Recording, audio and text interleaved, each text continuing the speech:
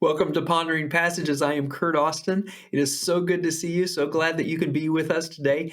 We are talking about Psalm 29, pondering Psalm 29.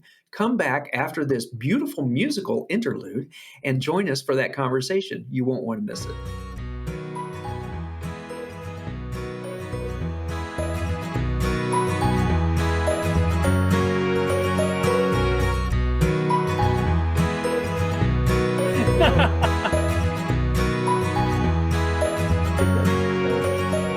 Welcome to Pondering Passages. I am Kurt Austin. My good friend David Mullins sitting right over there. Right here. Is, hanging out. And we are talking this week, for those of you who've never joined us before, we read the same psalm every day for a week, and then we get together and we talk about it. And this week we're talking about Psalm 29. We're pondering what Psalm 29 might mean, not in the biblical study context, but in how does it direct our lives? How does it impact who we are and our relationship with God? So Psalm 29, Dave, ascribe to the Lord, you heavenly beings. Ascribe to the Lord the glory of his name. That's NIV version. Are you going to put that on the screen? No, I'm just, we're talking. Oh, okay. But that's the opening verse. It's kind of fun. It's kind of, my brother, when we were in high school, Todd played guitar every day, high school and college. His goal was he played an hour every day to learn and so after about a year and a half, he was writing songs all the time because he just, he kind of developed that. And he wrote a beautiful version of Psalm 29.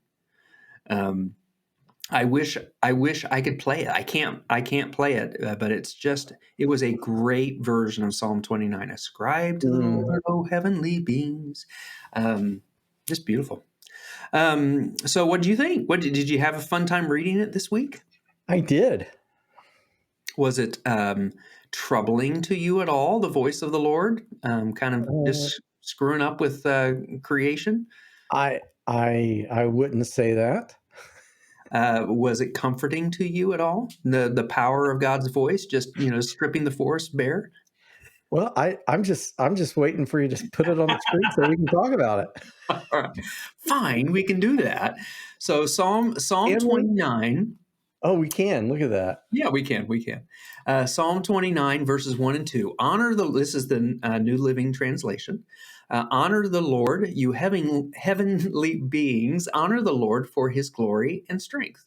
Honor the Lord for the glory of his name, and worship the Lord in the splendor of his holiness. There you go. Yeah. What do you notice? What's going on here? Honor is going on quite a bit there, right? Yeah, but honor. Worship. Worship. And one of the reasons why I like this is just, that's a surprise, isn't it? I like what he's done as far as the poetic piece, because you have honor, worship, and so it's a surprise. Mm-hmm. What would you expect him to say next? Honor. Yeah, but he doesn't. Yeah, glory is a couple times in there. Yeah. I also think it's interesting not interesting, but it's an observation that this is about the Lord. The entire psalm is about the Lord, right? There's no question about it. Yeah. It's not about my enemies, come and rescue me. It's it's really about what's God bringing to the table. Yeah. And how do we respond to that? And I liked it a lot. Yeah. And the first two verses, like you mentioned, there's also glory, mm-hmm. and also strength, and kind of put that in the back of your mind. We'll save that maybe for a little later. There you go. Well, it might show up again. You never know how these psalmists are just so tricky. I know. Very surprising. Verses 3 through 9 are all on one screen here. So the voice of the Lord echoes above the sea. The God of glory thunders. The Lord thunders over the mighty sea. The voice of the Lord is powerful. The voice of the Lord is majestic. The voice of the Lord splits the mighty cedars. The Lord shatters the cedars of Lebanon. He makes Lebanon's mountains skip like a calf. He makes Mount Hermon leap like a young wild ox. The voice of the Lord strikes with bolts of lightning. The voice of the Lord makes the barren wilderness quake. The Lord shakes the wilderness of Kadesh. The voice of the Lord twists mighty oaks and strips the forest bare. In his temple, everyone shouts, Glory! Glory! What was that? Glory! Uh, this is a one, and I think I told you last week I did the same thing. I used my Bible app and I let the guy read to me on this, and he was not overly dramatic with all of this, but it was interesting to hear this repetition, hearing it, not just reading it, but hearing it. Because if you've never used the Bible app, then I know you have, Dave. But I mean, if any of our listeners have never, it's kind of nice because it highlights the verse that's being read for you, and so Mm. you can follow along, and you can kind of read it as they're reading it to you, and it's kind of nice because you've got the visual as well as then you're able to hear it. But this cadence of the Yeah. voice of the Lord was really a beautiful part of experiencing the psalm for me this week. This Mm. the voice of the Lord, the voice of the Lord, the voice of the Lord. Well, when you think about the voice of the Lord, what other places does that kind of come into play that you can think of? You'll have to be more specific. Well, just God's voice. Just You mean within other scriptures, or within my yeah, own yeah, yeah. experience, or Within Scripture. What's that? within my own experience, within Within Scripture. Within Scripture. television and movies? I mean, I think specifically. Well, there's so many, right? I mean, there's God talking to Moses Yeah, up on the mountain. There's God. This is my son with whom I'm well pleased. Pay attention to what he tells you. I yeah. mean, those kinds of things where God is, but none of them that other than with Elijah when he's hiding in the cave, and God just makes the mountains tremble and the earthquake and the storm. It doesn't say that it's the Lord's voice, but when God actually shows up, it's in a whisper. Hmm. Yeah. Um, and that's interesting to me that's in contrast to this particular passage. So what did you have in mind? I thought of creation, Oh, sure. and especially when it talks about the voice of the Lord echoes above the sea. Hmm. Because God's spirit was hovering and set everything into motion. Yeah.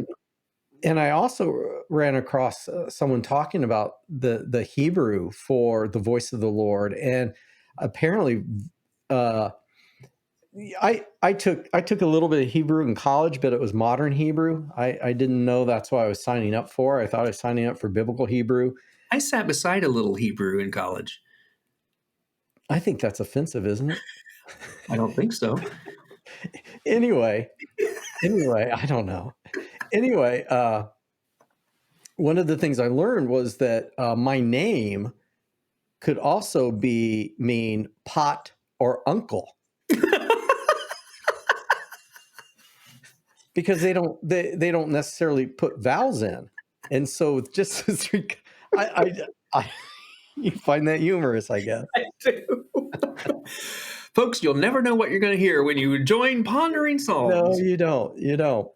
But and so what they said is this voice isn't, when it's ascribed to a person, it's a voice. It's also a sound, or if it's to a storm, it's like thunder. I mean, it's Mhm. not just, when we talk about voice, we wouldn't think about weather having a voice, but this, I found that very intriguing.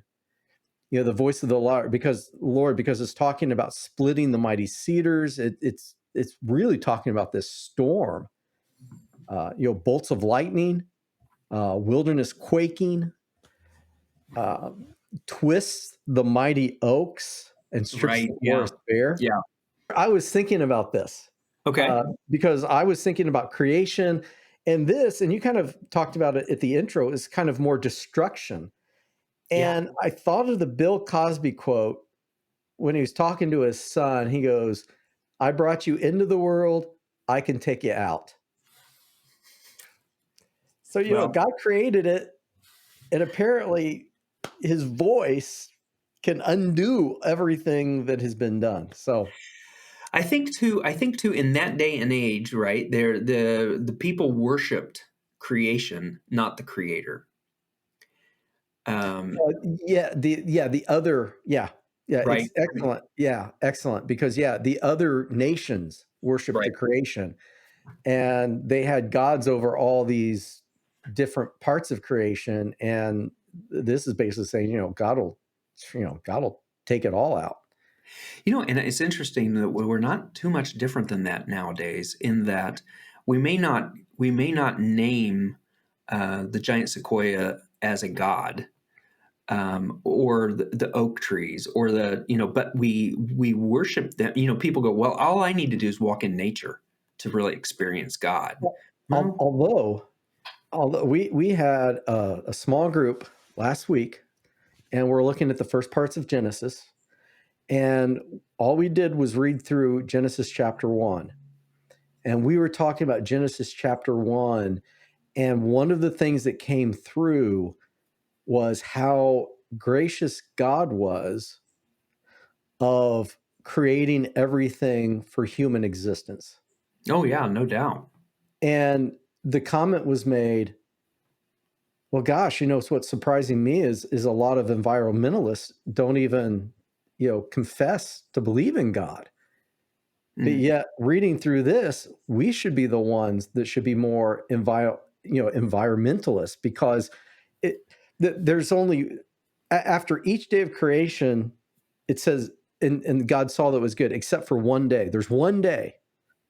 There's one day where it doesn't say it was good. And I'll leave that as a exercise for the listeners, or the listener, to to figure out what day that is. And then the question is, what is it about that day? How is that day different than all the other days? I think it's when he rested, right? And he went, "Oh my No, gosh, this is very no, good. Oh it's my, not the end. I needed that." It's within the 6 days Oh, of okay. creation. All right. And when you stop and you look at it and you slow down, it's very evident that something is missing there. Hmm. But anyway, we came away with a new appreciation, or at least I did. In fact, there were actually tears in people's eyes when they recognized the gift, and just what God did Hmm. for humanity, so humanity could even exist. So, yeah, yeah. But here in Psalm 29, it's about destruction. So let's try and reconcile the last of verse 9 with everything we've read from 3 through the first part of 9. Yeah, and I All of think this is happening, and in his temple, everyone shouts glory. yeah, I think that should actually go with the next section. All right, well, then let's go to the next section. And it says, verses 10 and 11, the Lord rules over the floodwaters, right? It was similar to what we were talking about before, right? The Yeah, Lord reigns as king forever. The Lord gives his people strength. The Lord blesses them with peace. So let's add then, in his temple, all the people will shout glory. The Lord rules over the floodwaters. The Lord reigns as king forever. Okay, so that makes a lot of sense that would. it does. Yeah, go back one. I'm one page here. Mhm. Yeah, so I don't know. They came through it. I mean, the psalmist didn't write. He didn't put the little numbers next to Right, it. right. Uh, and so I guess verse 3 has two lines underneath. Uh, but it really looks like, in his temple should start verse 10. In his But yet temple. it doesn't.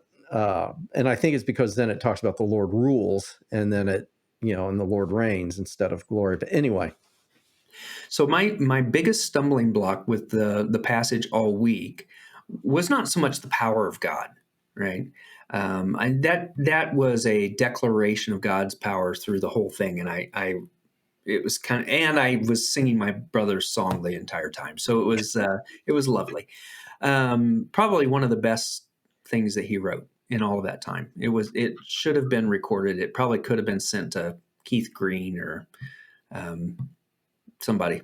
Randy Uh, Stonehill, not Randy. Amy Well, Grant, no, Randy could have done it. Randy, yeah, yeah, Amy Randy had Grant, that skill. Michael He had W. that skill Smith, set. Not Smith. No, no. DeGarmo and Key. Yes, that's the one right there.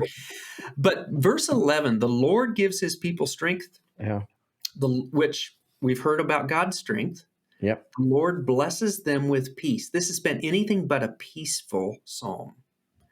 And yet it ends with this promise of peace for God's people. And I thought that was a real strong contrast, a juxtaposition with everything else that was in place there.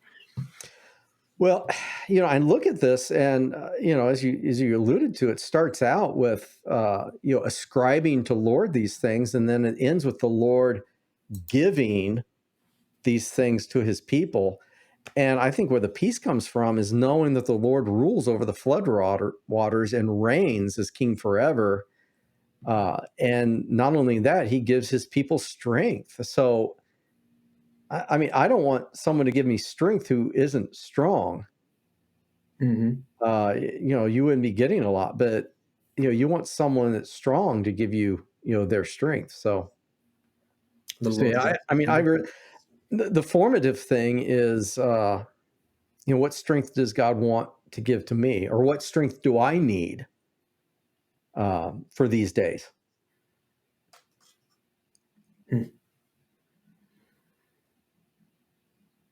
I think for me, what stood out for me this week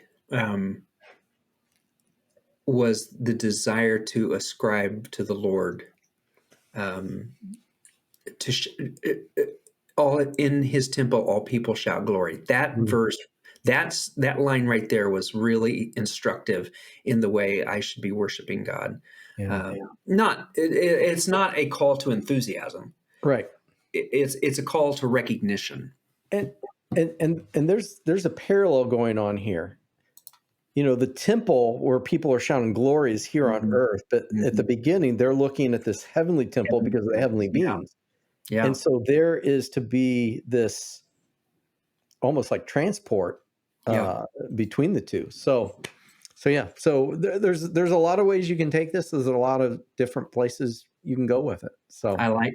I've always liked this psalm from early on, but and this is one of those, Dave, where it's maybe not really as common as like Psalm 23 that people well, have heard nothing over and is. over.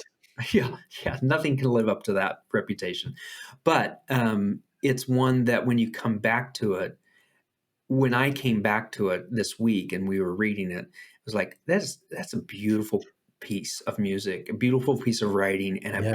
beautiful And, reminder of God's strength and peace. and if you could go back to the second page, there was something else. And this is easily missed when you're reading through things. And so it's important to like look things up, which I know you do. It talks about Lebanon, Hmm. which I believe is in the north of Israel. Oh, I thought it was just west of us here in Indiana, Yeah. just Well, off it's a different Lebanon. six, just off And of then 69. Kadesh is in the south. And Mm. so it's talking from the north to the south, and the wilderness of Kadesh is where the people of Israel were tested. So there's a lot of uh, Tim Mackey talks about hyperlinking. So they've got like this encyclopedia in their head of all of this biblical knowledge, and they will just pull it out. And for those of us that don't have that sort of grasp, a lot of things just kind of go past us. But I want to bring that up as well. Well, I'm That still going to use it that way, but I'm going to say Lebanon being west of us, and then Fishers being the Kadesh, the wilderness quakes, the wilderness of Fishers. It'll just be the same. It feels the same. I don't know, maybe. You drive around here on rush hour, and it's like you're in the wilderness for 40 years. You can't You, find you, home. You you just just can't can't find get out. You just keep going around. All it on right, all of those roundabouts. So, all right. Well, been a that's beautiful. pleasure. Thank you. And next week we're on 30. I was thinking about this. I didn't do the math. I wanted to do the math for today. I probably should have kept my mouth shut. I could have brought it next week. how many hours we have recorded on Pondering Passages, just on Psalms, let alone Ephesians or Yeah. Luke. And so if you are new to this and you're just committing to it, then you would say, "Oh, this might be something I would enjoy." Well, go back, start with number 69. That's where we started, and follow through, or start with one and try Yeah. to catch up. I mean, you could do that, and maybe by the time we get to 68, That's right. you'll Then be there as it'll be well. a full circle. It'll Yeah. all be ready. I'm trying to talk Dave into starting over again. And just, I mean, if we do one, we've already done one and we're all the way through 29. Next week's 30. We only have then 38 more. Yeah. Well, 39 if we count Psalm Well, that's true. I keep forgetting. 119 that we Yeah. skipped Yeah. because we were scaredy babies. But if you want to be a part of the whole conversation, feel free to follow us on ponderingpassages.com. It's a beautiful website. I was there this week looking at things and getting excited about all that we've done so far. Also, you can join us on Facebook or Instagram or YouTube. I have been religious, Dave. I've been religious in updating those pages. And so we've got You have been. a lot of stuff happening impressive. there. Some pictures about our trip this last summer, some reminders about things.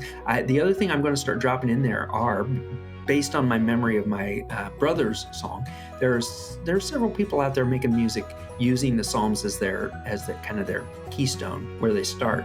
And so we're going to drop in some links so you can watch those and be a part of that. So anything else, Dave, that you can think of we want to talk about before we go? I can't think of anything. All right. Well, next week, Psalm 30, read it every day. Be a part of that conversation. We look forward to hearing from you. We'll talk to you soon. Bye.